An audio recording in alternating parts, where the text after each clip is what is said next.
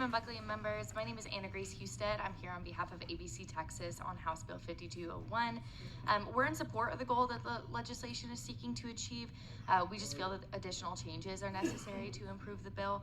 We've been working super closely with Representative Lopez, and we hope to support the new language that includes our feedback.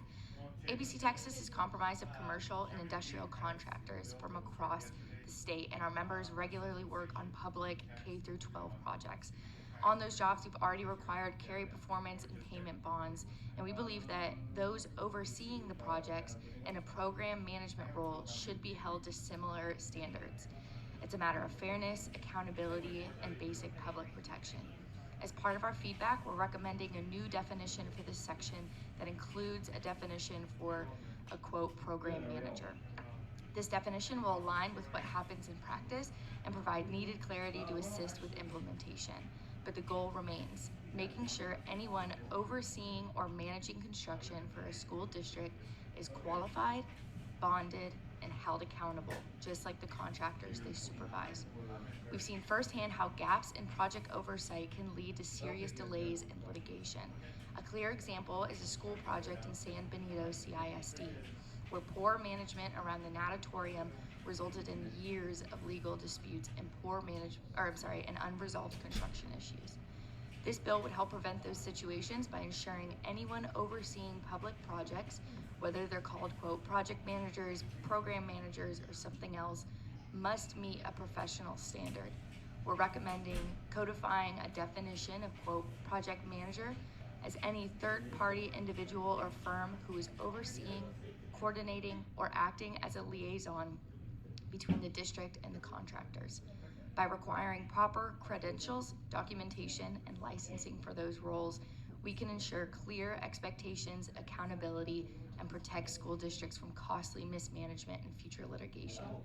In areas where school districts may be especially prone to litigation, like San Benito, this bill offers a layer of protection not only for taxpayers, but for the school itself, shielding them from unnecessary lawsuits and so-called, quote, shakedown claims.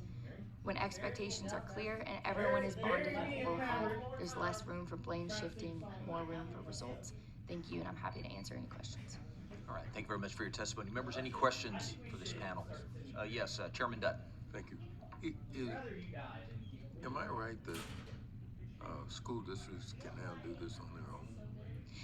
If a school district decides to enter into a contract and they want to put in their contract terms that the project manager or overseer is required to have a bond, they can.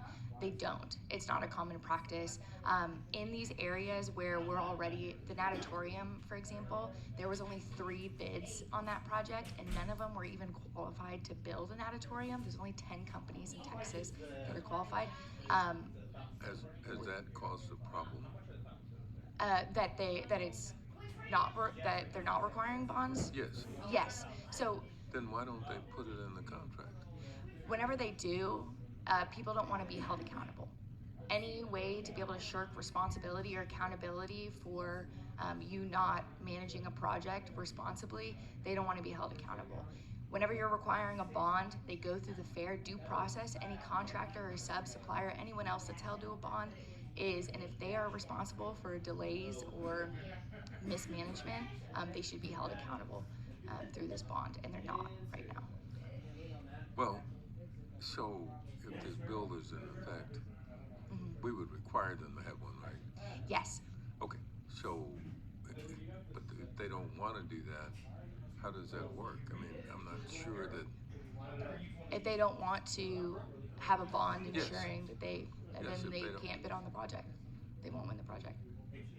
Why wouldn't you want to enter a project in which you're being held to a level of responsibility so you can complete the project to the best of your ability?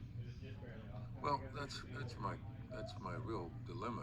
I'm trying to figure out if a school district can do this already, Yes. and they're choosing not to do it, Mm-hmm. but they are having problems because they don't do it. Mm-hmm. Why do they need us to tell them to do it? There's a lot of times that, especially in the more rural areas, they want to try to just get bids on these projects, and it ends up being more costly for rural or for big cities. By ensuring these bonds, you're already, if you meet the minimum level of professionalism as a project manager, you should have no problem accepting this bond on your projects. Because if you're saying you already reached that minimum level of professionalism, well, there's no reason to just have an extra layer of insurance when it comes to if it does go crazy. Well, this is another example of where school districts can do something on their own, but they come down here and tell us, ask us to do it for them, and then they complain about all the pages in the public education code. I don't feel requiring this would add any red tape. I think, if anything, bonds are quite simple to enter into. And although it doesn't seem like it's a big issue because they're not requiring it on a lot of projects now, it is. Whether you have a $2 million project or a $20 million project, if that goes wayside, such as the San Benito CISD, for example, that natatorium was supposed to be finished years ago. But the project manager isn't being held to any accountability, and they're the reason to blame for this natatorium not being built. But school district can voluntarily fix that, right? They can. Okay, all right, thank you, madam. Yes. Yes, Chairman Frank.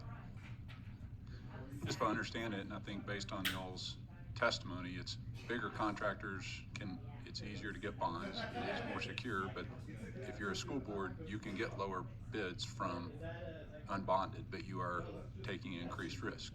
Yes, you're risking bad characters. Right. Yes. Well, you're risking bad character, but you are also getting lower prices potentially. So it's a risk reward. And to Chairman Dutton's comment, it is something that schools can already do. That any school district can do it, and if we want to, I guess we can take another decision point away from schools. School boards is what the bill does, I think. Yes. Is that correct? Mm-hmm. Yes, and if I may add, this bill does not require bonding for general contractors. It strictly applies to project managers, which longstanding in construction are not bonded. Oh, that's okay. So thank you. That's a great distinction. So the general contractor, are those required to be bonded based on current rule? Yes. Wow. Okay. The project managers aren't, which is where Right. we see issue. We feel they should, because they Yeah. can make mistakes, they can delay projects, they can Sure. mishandle funds. Absolutely. And Yeah. I think, but it is already a choice of the school districts to do that or not do that if they want to. Well, in statute, school districts, when they enter into projects, all the GCs and below, they do have to have bonds required in statute. Members, any more questions? All right. Thank you very much for your testimony.